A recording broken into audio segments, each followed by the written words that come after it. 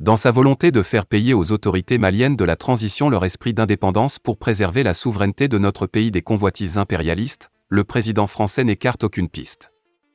Après avoir échoué militairement à semer le chaos dans notre pays et à l'isoler diplomatiquement, il se tourne vers la jeunesse du continent. Il espère l'utiliser comme cheval de Troie pour gagner sa guerre de communication.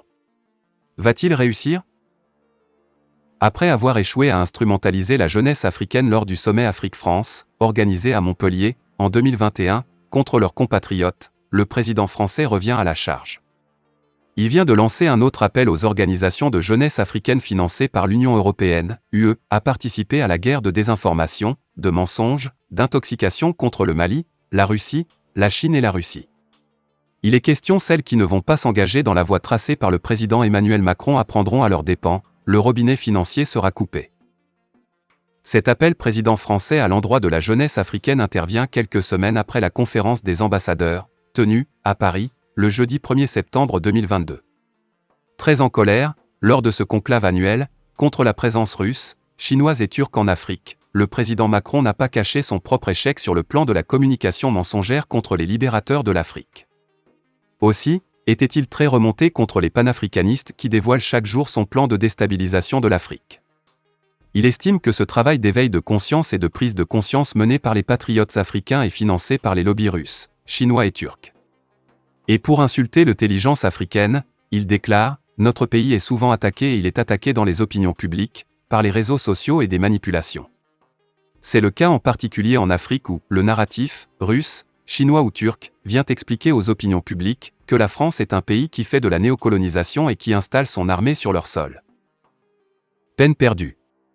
L'Afrique s'est réveillée et rien ne pourra arrêter cette marche progressiste vers la libération totale du continent de la domination impérialiste. Penser que tous ceux qui se battent pour le bien-être de leur peuple sont financés par l'argent russe, chinois et turc, révèle de la folie. Le président Macron, dans sa haine contre les autorités maliennes et centrafricaines dont les chefs d'État ont désormais décidé du respect de leur souveraineté, va jusqu'à dire que les panafricanistes sont incapables de réfléchir pour porter un tel coup contre son pays. Pour renverser cette tendance, le président français se tourne vers la jeunesse africaine financée par l'UE. Il s'agit des organisations qui évoluent dans les domaines de gouvernance, de genre, des médias. Selon des sources, certaines d'entre elles avaient vu leur financement renouvelé après le sommet de Montpellier à coups de millions et de milliards. Et promesses avaient été tenues à d'autres d'attendre la fin du premier semestre 2022 pour être financées. Il serait demandé à celles-ci de prendre part activement à la campagne mensongère d'information contre leur propre pays pour redorer le blason de la France. Cette stratégie de manipulation de la jeunesse, à travers leur argent, a eu raison de certains régimes. C'est le cas du printemps arabe. Il a été entièrement financé par l'Occident pour faire chuter les régimes en Égypte, en Tunisie, en Libye, créer la guerre civile en Jordanie et en Syrie. Leur relais dans ces pays, c'étaient des jeunes formés à l'utilisation des réseaux sociaux et dont leur mouvement était financé par l'Occident. On peut citer aussi la révolution Maïdan. Ce président de ce pays a été formé aux États-Unis pour les besoins de la cause et sa promotion politique financée par les lobbies américains. La France n'est pas à sa première tentative de parler de son échec dans le domaine de la communication face à l'utilisation judicieuse des réseaux sociaux par les Africains pour défendre leur continent. Avant d'être débarquée du gouvernement, Florence Parly, ministre des Armées, avait déclaré que son pays a déjà mobilisé des millions d'euros pour contre-attaquer la progression derrière laquelle se cachaient des jeunes. Elle avait laissé entendre que des profits seront créés au nom des Africains, mais derrière lesquels se cacheraient des Français. Cette stratégie n'a pas fait long feu face aux défenseurs du continent africain. Et le 1er septembre, dans son discours de 2 heures devant les ambassadeurs, Macron déclare, à cet égard, nous devons beaucoup mieux utiliser le réseau France Média Monde, qui est absolument clé et qui doit être une force pour nous. Pas simplement pour contrecarrer les fausses informations mais pour pouvoir les stopper de manière très claire, au plus vite et porter la valorisation de nos propres actions. Cet appel à l'endroit des médias publics français à rentrer dans la danse a été aussi un échec. Le syndicat, dans un communiqué, a rappelé que France Média Monde n'est pas le service de presse de l'Élysée. Et à l'endroit des ambassadeurs, il ne s'agit pas de faire de la propagande, mais de contrer les propagandes anti-françaises et de combattre les narratifs mensongers, les informations fausses et défendre la réalité de notre action. Aujourd'hui, on subit trop, on ne fait pas assez.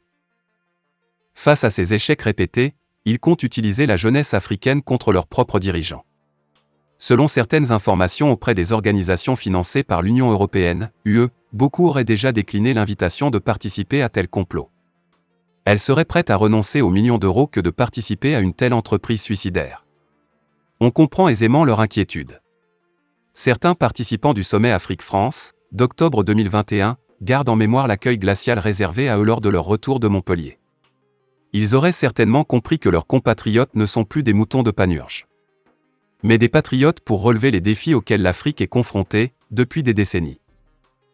168, marché pour une valeur de plus de 12 milliards FFCFA.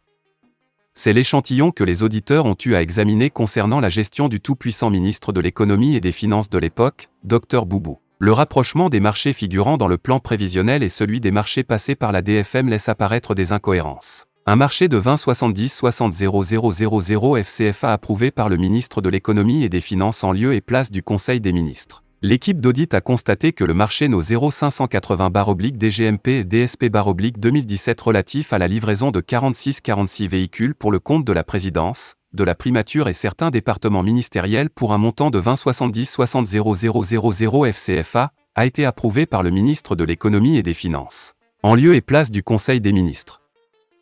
Notons aussi le marché relatif à la réalisation des voies d'accès et d'aire de stationnement des poids lourds du bureau secondaire de la douane de Diboli a été enregistré au service des impôts après paiement du marché. En dépit de ses nombreuses missions effectuées au Mali et le nombre assez élevé de pertes dans son rang, la MINUSMA est fortement décriée par une grande frange de la population jugeant ses missions inefficaces. La mission multidimensionnelle intégrée des Nations Unies pour la stabilisation du Mali, MINUSMA, a pour but d'appuyer le processus politique et d'aider à la stabilisation du Mali. Nonobstant ses missions et ses patrouilles de reconnaissance dans plusieurs zones hostiles du Mali, la MINUSMA se retrouve aujourd'hui au cœur du cyclone. Fortement décriée par une grande partie de la population malienne, la mission onusienne tarde à s'imposer au Mali. Hormis ses missions régaliennes, la MINUSMA assure le transport des personnalités politiques maliennes dans les grandes villes où parfois l'accès est très difficile. En dépit de ce facteur, elle est sous le feu des critiques. Des marches ont été organisées par certaines organisations ou associations pour protester contre sa présence sur le territoire malien. Suite au départ des forces françaises au Mali, les choses sont devenues très compliquées pour le contingent de la MINUSMA exerçant au Mali. À titre de rappel, l'Afrique a accueilli plus de missions de maintien de la paix des Nations Unies que toute autre région du monde. Aujourd'hui, plus de 50 000 soldats sont déployés dans les opérations de l'ONU sur le continent. Ainsi, on se pose la question de savoir si la présence des soldats des opérations de maintien de la paix de l'ONU est devenue un sujet de controverse dans les pays où ils officient. Une situation de crise qui nécessite peut-être des changements dans leur structuration. Mako Karawata, président du parti Alternance politique pour le progrès, estime que le Mali doit aller sur une nouvelle base avec la MINUSMA. Franchement, je ne suis pas de ceux qui pensent qu'il faut les mettre dehors. La mission onusienne joue un rôle important dans la stabilité actuelle de notre pays. Ce faisant, nos autorités doivent établir une nouvelle base de coopération qui va bien sûr dans l'intérêt du Mali. Si on ne fait pas cela, elle finira par connaître le même sort que la force Barkhane. Il faut aussi reconnaître que la MINUSMA est à l'origine de la création de plusieurs emplois dans notre pays. Son départ aura sûrement un impact sur notre économie. Par ailleurs, il faudra trouver les voies et moyens pour démontrer à l'opinion nationale que cette mission a un rôle à jouer. Pour sa part, Aboubakar Koulibaly, enseignant d'anglais, pense que la MINUSMA doit emboîter le pas à la force française Barkhane. Quand tu es dans un pays et que la quasi-totalité de la population n'apprécie pas ton apport, tu dois te dire qu'il est temps de partir. Si on jette un coup d'œil sur l'ensemble des missions de l'ONU au Mali, on peut aisément voir qu'aucune ne s'est soldée par un succès. Des échecs sur échecs, et le cas de la RDC doit nous interpeller tous. Sous prétexte d'une légitime défense, la MONUSCO a tiré à balles réelles sur les populations innocentes. C'est inacceptable, et je pense que les auteurs de ces crimes doivent être poursuivis par un tribunal compétent. Ainsi, la quasi-totalité des personnes que nous avons interrogées partagent le même avis que notre enseignant cité ci-dessus. De ce fait, l'enjeu reste de taille et c'est à la MINUSMA de convaincre de l'utilité de sa présence au pays de Modibo Keïta. Fin de la vidéo, merci pour votre attention.